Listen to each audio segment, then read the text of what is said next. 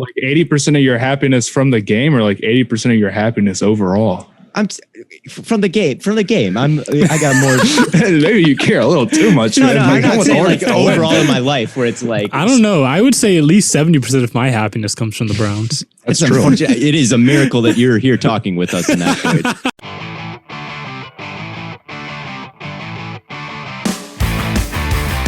What's up, everybody? Welcome back to Stay Hot. I'm Matthew Sponhour, joined by Blaiden, Kirk, and Theo Ash. How are y'all doing today? Terrible today. Every time you're at, no, I'm good. I'm doing great. Reminder that we are on YouTube, Apple, Spotify, so make sure to subscribe, review, do all that good stuff. We have a lot to get into today. I don't think I've gone into an episode of this podcast with more to say than this one. Obviously, we want to talk NBA. We want to talk Lakers, Warriors, playoffs, all that good stuff. But we're going to start off by talking about Julio Jones here for a minute. There's been trade rumors circulating about him for a while now. What are y'all thinking about that? I almost feel like it's similar to when there's trade rumors about Odell. Like, I don't know if there's any actual basis to it other than, you know, it's the off season and there's nothing to talk about. So every reporter and their mom is reaching for any sort of take they can find. Yeah, it definitely feels like he's one of those guys that'll get trade rumors, but you can never tell whether is it trade rumors because they heard that the Falcons want to trade him, or is it trade rumors because they think that they would trade him. I've seen like a lot of those trades that they'll be like a second round pick and a third round pick.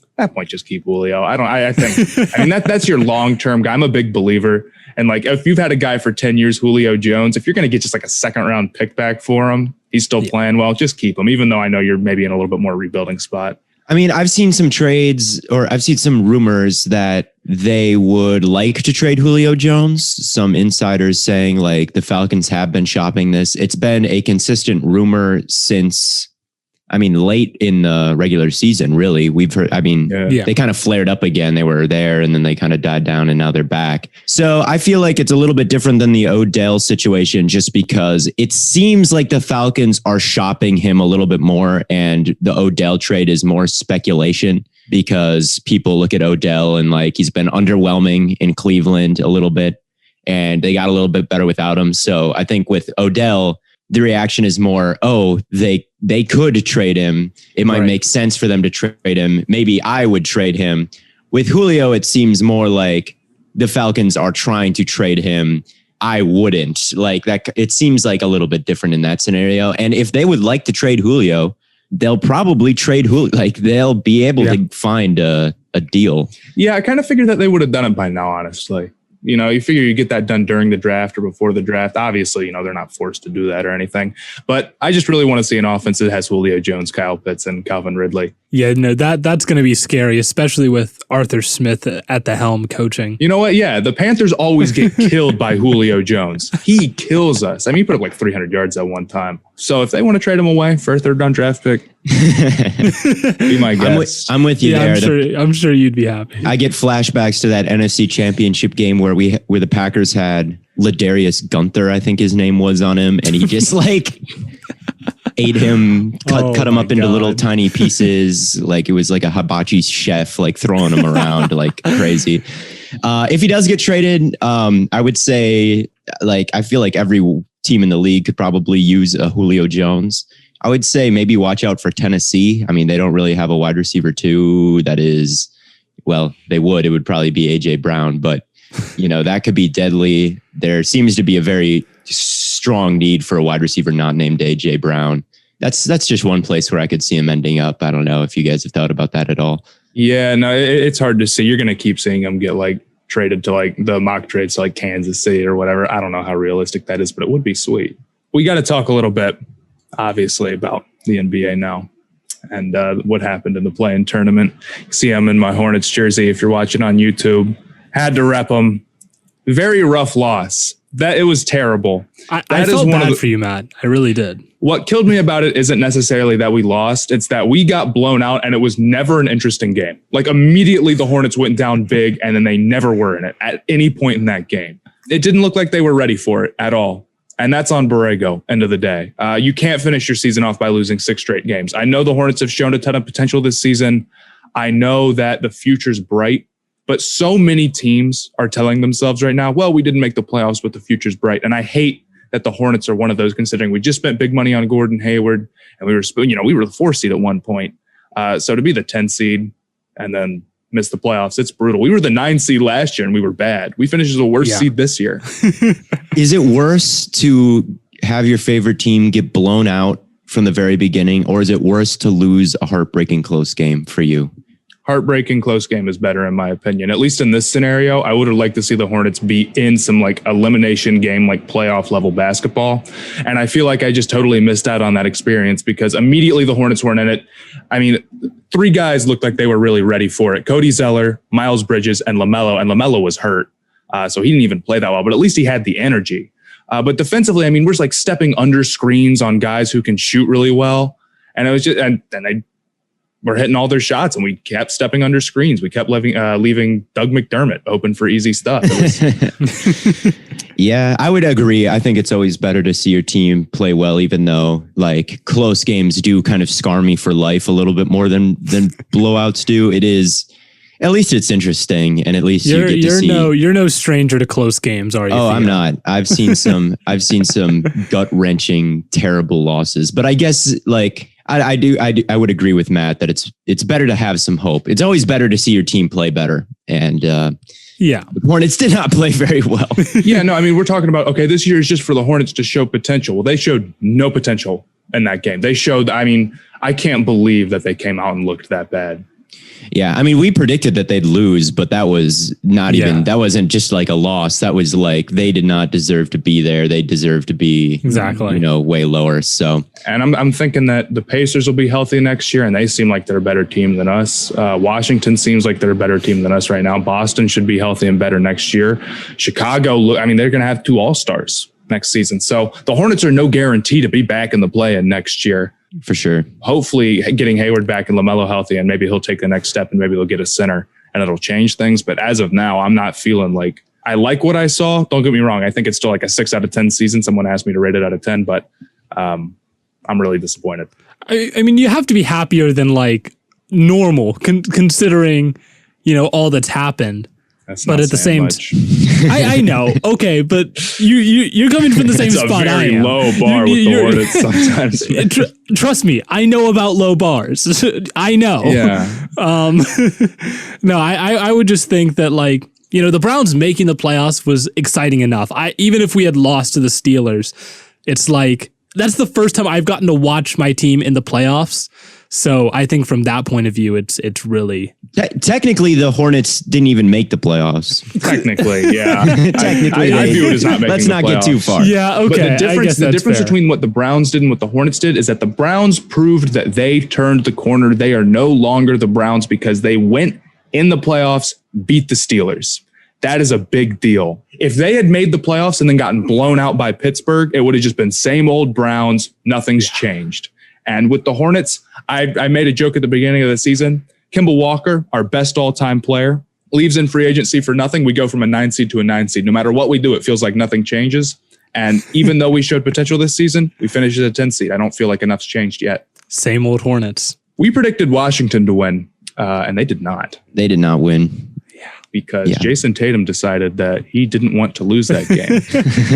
I think part of that, I wonder, if I was the Celtics, I'd be very happy that I'm not going up against the 76ers. I feel like that's kind of their rival, and they wouldn't have a very good shot in that series. It would be, you don't want to go get swept by the 76ers. They don't want to get swept by Kyrie Irving though either. Did you see him chanting the F Kyrie chant after the game? That is true. That is true. They don't want to get, and Bill Simmons on the Ringer podcast was like, if we lose to Kyrie, I'm going to stop watching or something. Like, I think they might. That's an interesting beef, and that's an interesting dynamic, is how much they hate Kyrie Irving. Tatum is a really good 4. Tatum can create shots in a lot of different ways. He can get hot. He's a very good defender. That'll be a top 10, top 5 player in the league at some point. Every time I watch Tatum, he does something spectacular. Like I was watching one of the, so I don't, watch all these Celtics games all the time, but one of the ones I watched earlier this year, I'm trying to remember who they play, but they just he hit this game-winning, ridiculous, deep step back, Luka-esque, Dame-esque shot. Like he's such a problem. And then there's a guy like Russell Westbrook, right? Who every time he gets in the playoffs, it's like 5 for 18, 10 for 25. And it's like, you're worried. You don't want guys like that. And if you're a Celtics fan, you've got to love watching your star player get into these must-win games and go for a good, blow up for 50. Like if you can, there's some guys who just kind of have that factor in them. And in that game, Tatum is one of them, and like Westbrook just isn't. And that's kind of the difference. I almost kind of understand now why people don't put Westbrook as like one of the top players or top point guards in the league, because he just disappeared. He just totally disappeared. And you can't do that and be considered one of the best players in the league. Right. And he's been doing that for a while. Yeah. Yeah. If you can make Westbrook settle for jump shots instead of letting him get inside, it's going to cause some problems for him. I also thought that Kemba played really well. I feel like this problem with the Celtics team build right now is that Kemba sometimes gets relegated, or oftentimes gets relegated, to the third option when Jaylen Brown's healthy. And that's not using him to the best of his ability. Really, it doesn't fit what he does. Maybe I'm a little biased in the Kemba jersey right now, but it was nice to see him as a second option, or as like one of the main scoring options, really do well. Big game though, the big one, Lakers Warriors. Now we're all LeBron fans here. I'm not going to sugarcoat it. So I was very happy to see the Lakers pull that one out, and LeBron hit a super clutch deep three over Steph Curry. That warms my heart. That warms. It does. The Lakers came out. They looked awful. They looked awful in the first half. What was it? Was Schroeder, LeBron, and Anthony Davis started like 2 for 28 or something ridiculous they that? Couldn't do anything. But they were only down 6. That was the crazy thing. They were playing like trash, but they were like well within the game. Lakers are a defensive team. Like they're better on defense. I think they're the first in defensive rating in the whole league. And that was even with Davis out for a long stretch, which is why I think they're going to come out of the West, because I just think that they're, again, like we just said, Davis and LeBron and Schroeder, who's not like one of their big guys, but Schroeder's their point guard. They all sucked, and they still had it within a manageable situation. And like in the second half, then the big two were normal and they could just kind of roll. And it's going to be that way, I think, just going to get more and more. I mean, my Suns have them next, and I'm not really, like I said last episode, always bet against your favorite team, because you're either going to be right or pleasantly surprised. I have absolutely no problem. I will be very, very pleasantly surprised if the Suns come out of this in the first round. Well, the one thing that kills me about the Lakers, particularly in the first half of that game, sometimes on offense, they're just so stagnant. And it'll just be like Anthony Davis on Draymond, one-on-one matchup, clear out for him. That's not a good look. Draymond's been great this year, and I'm not blaming Anthony Davis for that. I thought he was going to have a big game. I thought he was going to win that matchup, and he didn't. But when they start moving a little bit more, it feels like they definitely are a lot better. Also, somebody pointed this out to me. I forget who it was. Somebody tweeted at me, and they said the Warriors were up in the fourth quarter, and they're like, Matthew said that Curry needed to drop 40 to get the Warriors a win, and it looks like he's going to do that. Well, Curry dropped. So I think I said something along those lines, or we all agreed something along those lines. Warriors lost by 3. Curry dropped 37. Yeah, I remember. I think that's funny how that math works out.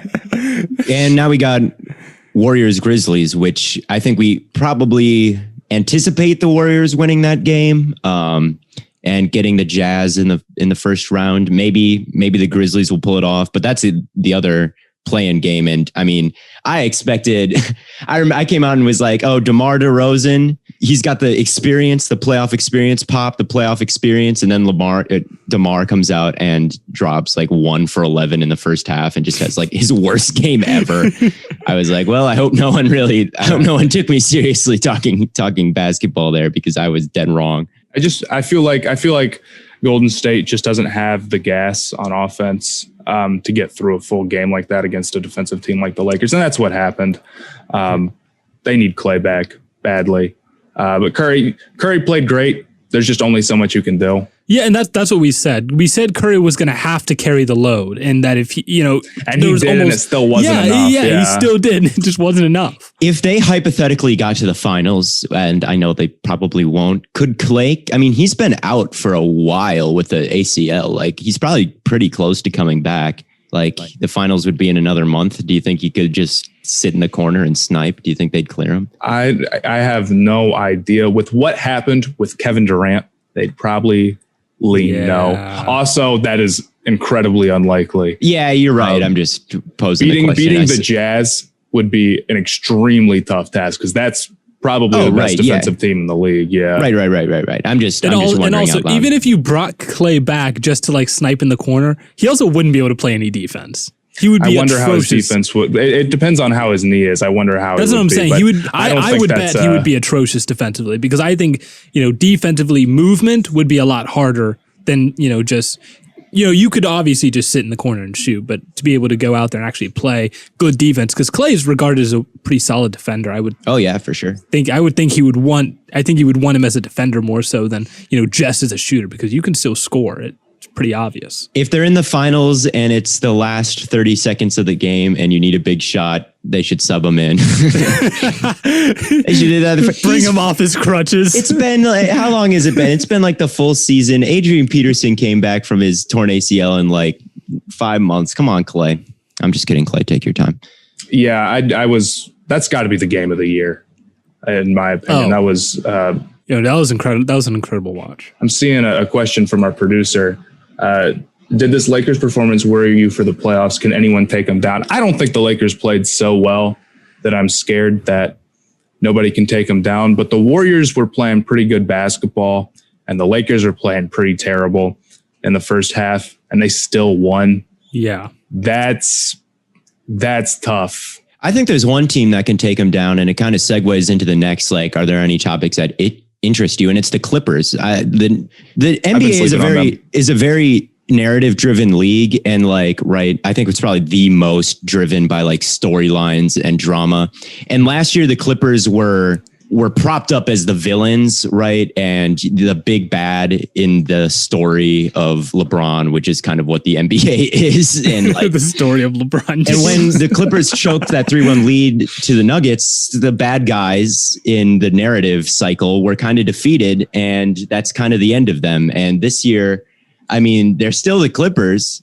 It's just they haven't been talked about as these final threats like they were last year because the narrative is now the Nets. They're now the big, bad in the story of LeBron, and the ones that everyone is hyping up is like the villains that can LeBron take them down. That's just how the narrative cycle works. But the Clippers are still there. The Clippers did not disappear. This is not a TV show where they got written off the show and they're gone. No, and there's top 10 in offense and defensive rating. Kawhi Leonard is still a problem. Paul George, his redemption arc is going to be interesting to watch as the playoffs get going here after he stunk up the joint in the bubble.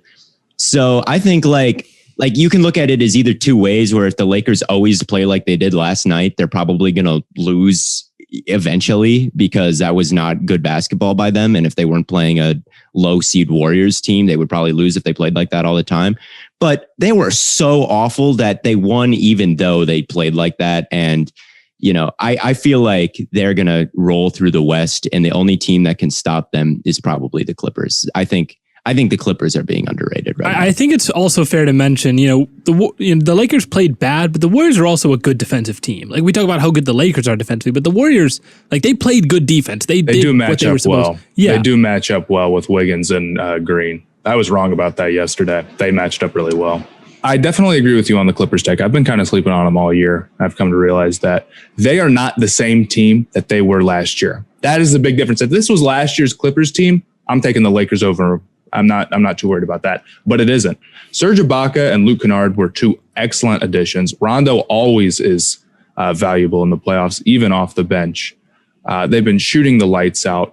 They've got the defenders at least to, throw at Anthony Davis and LeBron and Kawhi and Paul George. I do think that the Paul George choking, like when people talk about how he played really bad in the playoffs last year, it's a valid concern.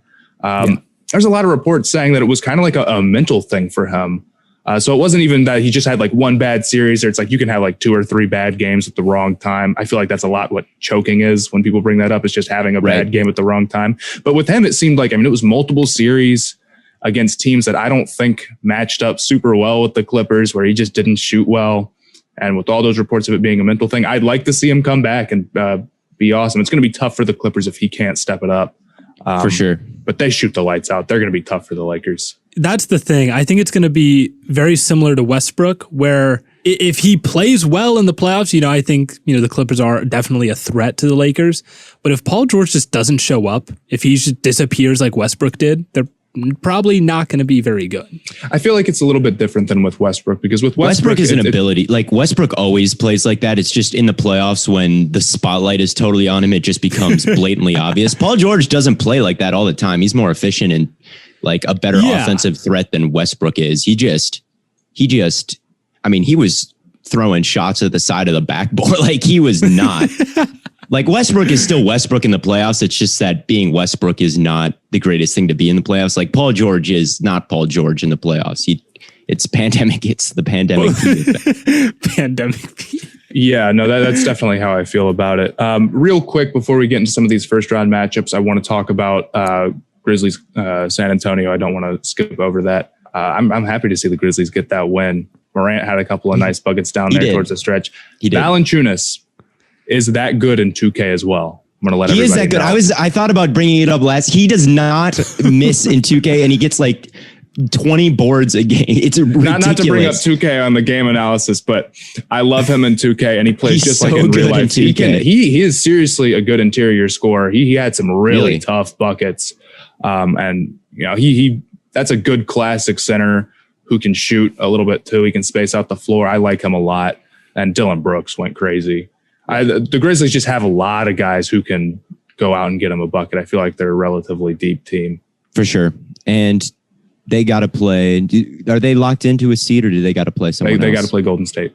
Oh, right. But is there any first round matchup that y'all want to talk about in particular first? I mean, I just talked about the Clippers. They got to get through the Mavericks first. They got to get through Luka. That was a first round matchup last year, if I remember correctly. And Luka hit that game-winning 3, that incredible shot that he had last year is what I remember from that series. But how did that one end? 4-2?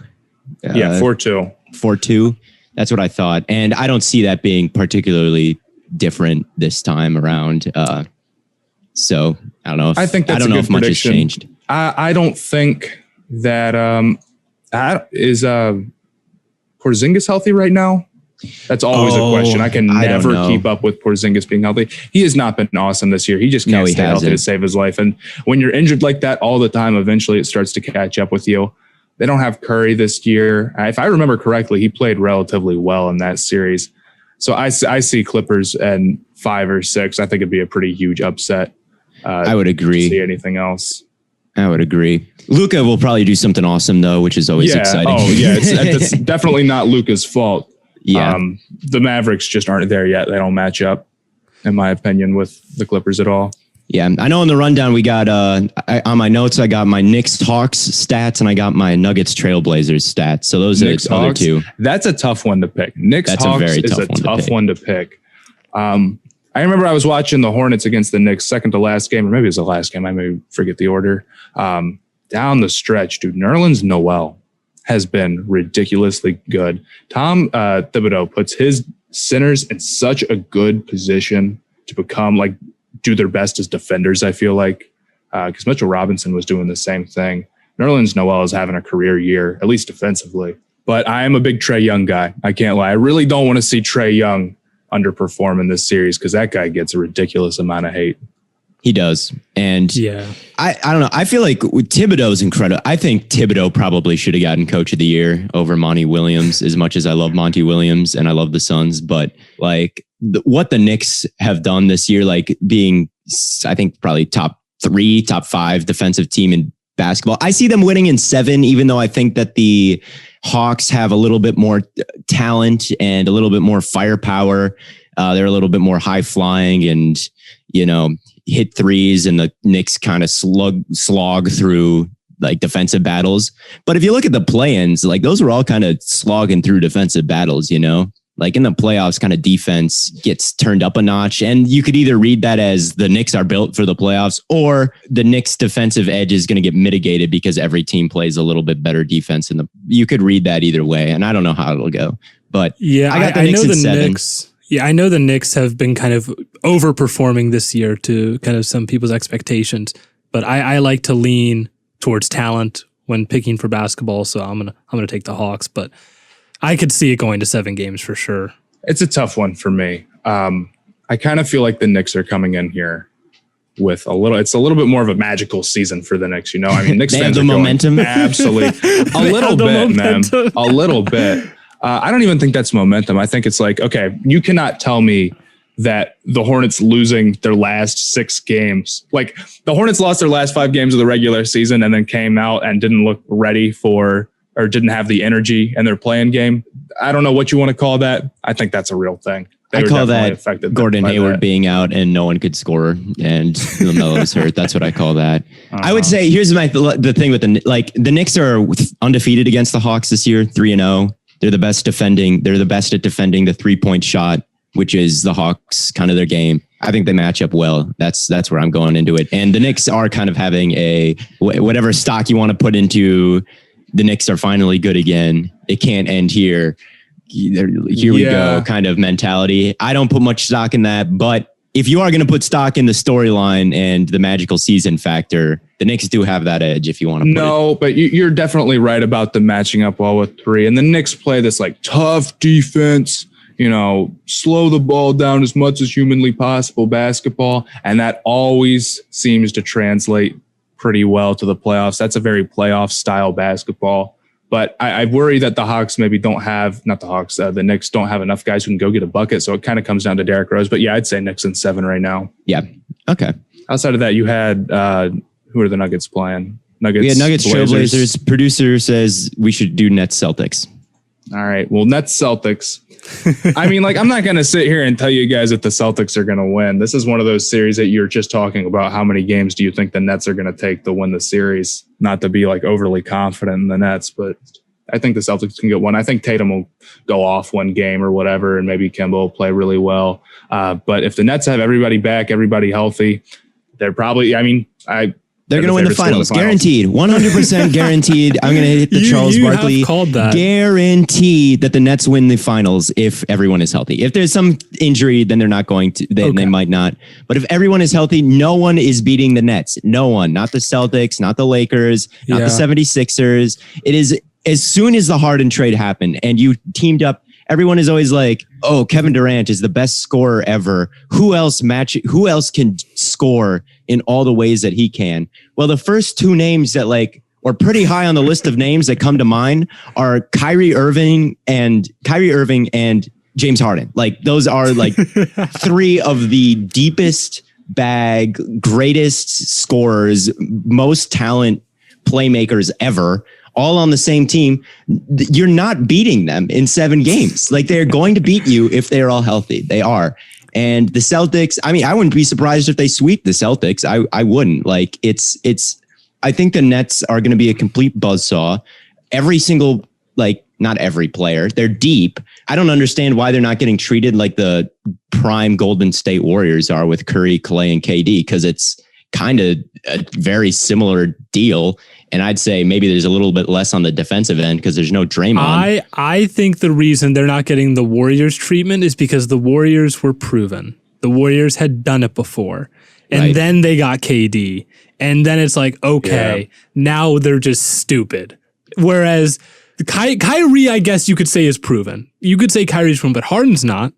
Harden hasn't gone out and won a finals. KD only got a finals when he joined Golden State. So that's why I would say they're not getting the Warriors treatment. But I agree they should be the favorites. I mean, they're absurdly talented. But I don't know. I wouldn't give them the Warriors treatment. I definitely agree that because they haven't won a title yet, they're not going to be the super heavy favorites. And if they do win a title, you can bank it that everybody's going to then turn around and be like, we all knew they were all the favorites. Everybody was saying they were the favorites. Like, I think they are the favorites, but they should be bigger favorites than they are, is what I'm saying. My problem with them is that it's like, okay, if they're healthy, they're going to win, or they should be the heavy favorites. That is a ridiculously big if. I keep seeing this stat thrown around. It's like, Kevin Durant, James Harden, and Kyrie Irving have only played like 9 games together, 10 games together. That as like a way to promote just how good the Nets have been without all 3 of them. That's a bad thing. They can't what are the odds that they just go through 20 plus games without any of their big 3 missing time? I think their strength is that even if like Kevin Durant goes out for a couple of games, Harden, Kyrie can still go out and get playoff wins. No question about it. But I'm very cautious about predicting them to win the finals just because I'm super scared they're going to get hurt. Yeah, I think they can make it through the playoffs if one of them gets hurt, but in the finals against like the Lakers, like you're gonna need all 3. Also, the way Boston fans were acting, they might Tanya Harding Kyrie Irving. Like he's got to ride around in some they really hate him. They really hate him. We haven't really talked about the Celtics much in this. This is all the Nets talk. I was gonna say, well, that's a little bit fair. I feel like even Celtics fans know that they're. I mean, I saw Brad Stevens say, like, well, this is just a really tough team to play. You don't want to match up against them. I don't know what we're gonna do. Like, not exactly those words, but I mean, that's what he was saying. I'd like to see the Celtics give them a challenge. I'd want to see people, throw the Nets up against some adversity and see what happens. But I like to think that Kemba and Tatum will go off one game and get one game. I like to think it'll be if they play like they did against the Wizards in every game, they can take some games off. So I don't know. I just feel like Tatum will match up well with whoever he's on because he's good, and then maybe I don't know how good of a defender Kemba is, but he's not. Matt is shaking his head. Yeah, that's kind of what I thought. Bless his heart. He's like 6 foot guard with knee problems. So right. That's kind of what I thought. And I don't know. I think every team can probably take away 1, maybe 2 of the Nets guys, but no one has taken away all 3. If they had Brown, they'd have Smart, Brown, and Tatum. That's a decent matchup. That is good. All those that is guys. A good matchup, but alas. If Brown was healthy, this would be an awesome series. Other series we haven't talked about, Nuggets, Blazers. That's one, yeah. If I'm correct. Yeah, and that's a good one. That'll be a good one. That's another one I project to go 6-7 games. I think a lot of people are going to pick the Blazers just because Murray's out, and understandably so. I think the X factor for the Nuggets is going to be Michael Porter Jr. He needs to get a lot of shots. That guy is great. He's going to be so good. He shoots with such confidence for a guy his size so quickly. There's never any delay, and he shoots like 45% from 3 or something ridiculous in his second actual year of playing in the NBA. Jokic, the Nuggets really haven't missed a beat without Murray yet. I posted a stat the other day that they're 16-8 without him so far. Not to say that means that Murray doesn't matter to the team. I kind of think that people overuse those like record with and record without stats. Because obviously we know that Murray's a great player and matters a lot to the Nuggets, but they actually had a better record without him. So what does that tell you about using those type of stats? But I want to see what type of Dame we get. You figure he's been a little bit off his game recently. I would say he hasn't been like peak Dame. So he hasn't been bad, but he does have to be, Dame time, peak, unstoppable, supernova scoring force. I would say Jokic is a little bit to me like an elite quarterback where like he just he's so good at reading the floor. And as a center, like he's so tough to deal with that you can kind of take out pieces around him. And he's the kind of guy who can just see open guy and elevate them. And when MPJ and Murray being out has let Michael Porter Jr. shine a little bit more. And it's more about the emergence of MPJ than it is the absence of Murray that is allowed the Nuggets. Sure. Yeah. Like it's if MPJ wasn't so good, they wouldn't be 16-8. Like, oh yeah. And like last year, I don't think the Nuggets get out of the first round without Murray. Oh no, there's absolutely no doubt they don't get out of the first round without Murray. He was playing insane, and they went to 7 with the Jazz. Right. So it's not so much that Murray doesn't matter as it is like MPJ is really good and playing really good. No, that was my point. I wasn't saying that Murray didn't matter. I was just saying that the team was still good without him, and that those stats of like with and without records aren't good. Right. I know for a fact that Jokic is going to put Enes Kanter in the ground. That is going to be, that has got to be the absolute worst matchup. That's my problem with the Blazers. They can't defend anybody. Right. They cannot. And Enes Kanter has got to be, I like Enes Kanter. He's fun to watch. He does good stuff on offense. He can get good boards, but Jokic is so tough to guard, and Enes Kanter is not it as a defender. Right. Really, none of them are. I think they're 29th. They're 29th in defensive rating. The Trailblazers are. Well, yeah, because they'll put out those lineups with like Enes Kanter and then Carmelo Anthony, who is past, his prime. They've got Covington. Covington's nice. They're going to throw Covington at MPJ and hope for the best, I guess. But I got the Nuggets in 6 is what this is coming down to. I'll take the Nuggets in 7. Yeah, I mean, I would like to lean Dame time, but first of all, Dame's style of play is so unbelievably it's not sustainable. It really isn't. I understand he's a great player, like in his own right, but when people think Dame time, they think those 40-point with those deep threes, his go-ahead game winners. They're not going to be able to live and die off those. I would say there's something to that in that the Dame clutch factor is he's been so good in the clutch this year, it's just tough when you're always expecting a guy to hit the clutch last minute shot. It's just not going to go in every time.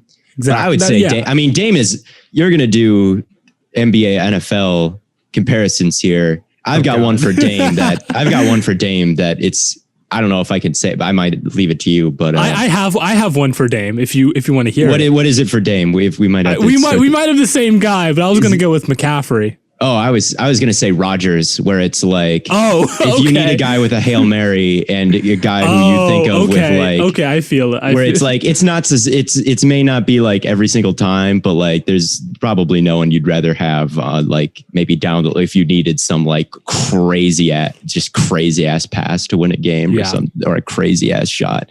But I don't know. I love Dame. I would say that he's probably not enough by himself to beat this Nuggets team even without Murray. So that leaves us with only one more series to talk about, and it's your Suns versus the Lakers, Theo. Maybe we should leave that for... I predict the Lakers to win, and I don't disagree with that prediction. I'm probably going to lean Lakers here, but it doesn't really mean much because you always pick against your own team. Right. He's the most pessimistic fan. That is no fun. Okay, here's your thought no, that's process. Not true. No. We talked about this last episode. We talked about this on the NFC Championship game. Because I predicted the Rams to upset the Packers, and then they won. And then I was like, okay, I'm going to predict the Packers to win against the Bucs in the NFC Championship game, and that sucked because. I got a bunch of Tom Brady fans in my comments you're a hater. You always never predict against Tom. So I was miserable there, and I was miserable because they lost. So I was double miserable. I could have at least been right. I was this is not good. This is not good at all. Plus, no, see, I hate that mentality because you're either right you were or you're happy. double miserable. But if the Packers did win, you would have been double happy. You can never win big if you pick against your own team. Because if the Hornets we're just playing game theory at this point. We're just playing game theory at this point. Exactly. No. If the Hornets ever make a plaplayoff series, on my life, I'm picking them to win. If they ever. Next time they make a playoff series, I'm picking them to win. Because if they go out and win a playoff series, you predicted them to lose last episode, and then I woke up the next morning. I said, no, they're making it out of the plans, and they didn't. They played terrible, but I'd do it again because if they win a playoff series, I don't want to be in a position where I picked them. If they win a playoffs, from here on out, in the plans, I woke up the next morning. To win. Now you're just biased. No matter now you're what. Just a biased Hornets fan. Yes, look where you are. You got me. I'm going to pick them to win because I don't want to be. I'm picking the Browns to win the Super Bowl. Because if Blaiden's right, maybe it's unlikely, but if Blaiden's right, he can say that he knew all along, and it's even better. And if he's wrong, Blaiden says that every year, though, so it's not like he can be like, "Oh, I knew it this year." No, I said the Browns are going 10-6 every year. Yes, but now can. He'll just be like, I'm saying we're going 13-4 and we're winning the Super Bowl. But that's not special. Every Browns fan says that. Every fan base is the same here. This comes back to that, where it's every fan base thinks that they're winning it all every year, every time. So Theo's just trying to be different. I'm trying to be different and I'm trying to be realistic. And I won't predict the Packers to lose to like, if they were playing the Texans, I would predict the Packers to win. And I want to be realistic. And the realistic thing is, if there's any shadow of a doubt, I'll predict them to lose. And you say, oh, you'll be doubly happy if they win. I won't be doubly happy because 80% of my happiness comes from the Packers winning. And like 20%, maybe even less, maybe it's like 10% comes from being right.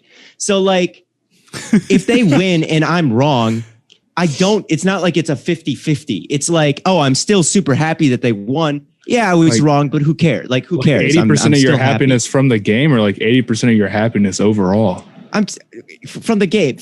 I got more. Maybe you care a little too much. No, I'm not saying like overall in my life where it's like, I don't know. I would say at least 70% of my happiness comes from the Browns. That's true. It is a miracle that you're here talking with us in that point.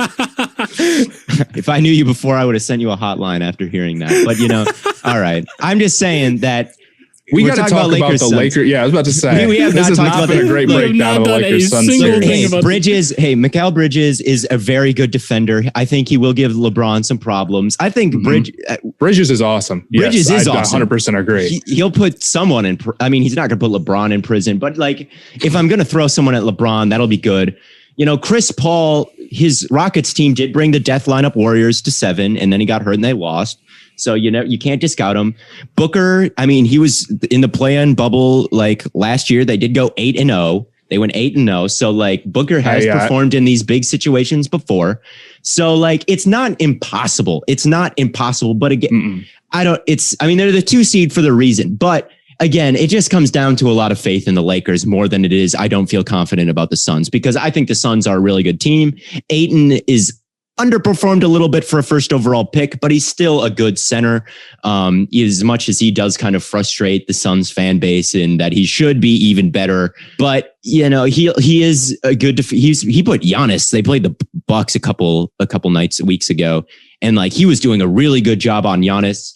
If he plays like that for a series, and plays like that, and Mikal is good. Like again, yeah, I don't know. I can see the Suns giving the Lakers problems, but again, this is a team that just won the finals last year, and then I think they got deeper, and they're the favorites for the reason. So I'm going to say Lakers and maybe 6.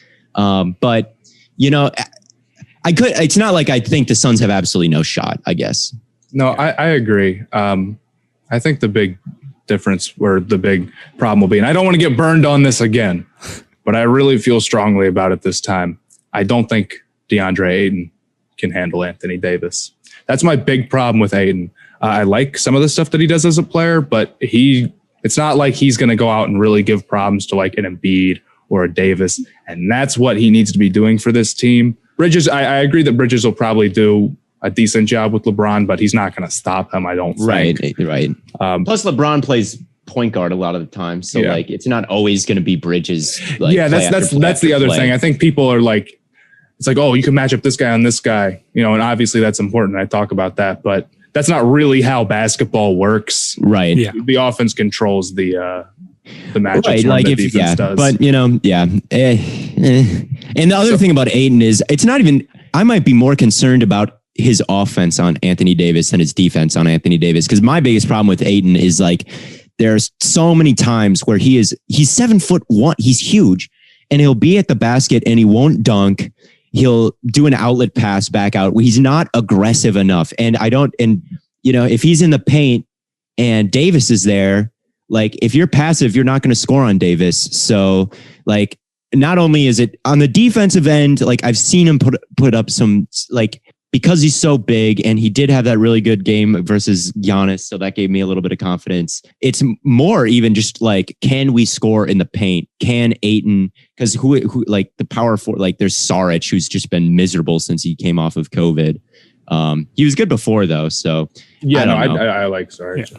I like Saric too. It's just like, can we score in the paint? Is my number one concern. Can we get in the paint and score? So I got Lakers in 6, but if we can get in the paint and score, maybe the Suns could win. But you have a little more faith in the Suns than I thought you did. Lakers in 6 is I don't. I'll take Lakers in 6. Like, okay.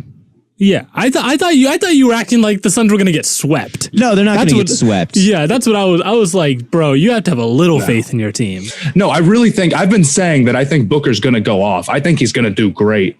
I expect big things out of him in the playoffs. Maybe that's just like a gut feeling or whatever, but he did really well in the bubble. He's been waiting a long time to get here. Yeah, he has been. He has been a little bit questionable the past couple of weeks. Booker's not exactly been on his A game in the most recent stretch of games here, so he needs to turn it around. Otherwise, we might get swept. But he did go crazy in the bubble. But it sucks for the Suns. I feel so bad that they had such a great season and they get matched up against the Lakers first round. That kind of sucks. It does suck. And I kind of feel like I'm a very recent Suns fan since I moved down to ASU. I'm from Minnesota. I just did not care about the Timberwolves. This is my Suns fandom lore is like from Minnesota. I paid attention very broadly to the NBA. I was not a diehard Timberwolves fan. And then when I got down to ASU, like I could go to Suns games for like $5 and my campus is like 5 minutes from the stadium. So we just walked there. We went to a ton of Suns games for like $5, sneak up into like the front row. It was awesome.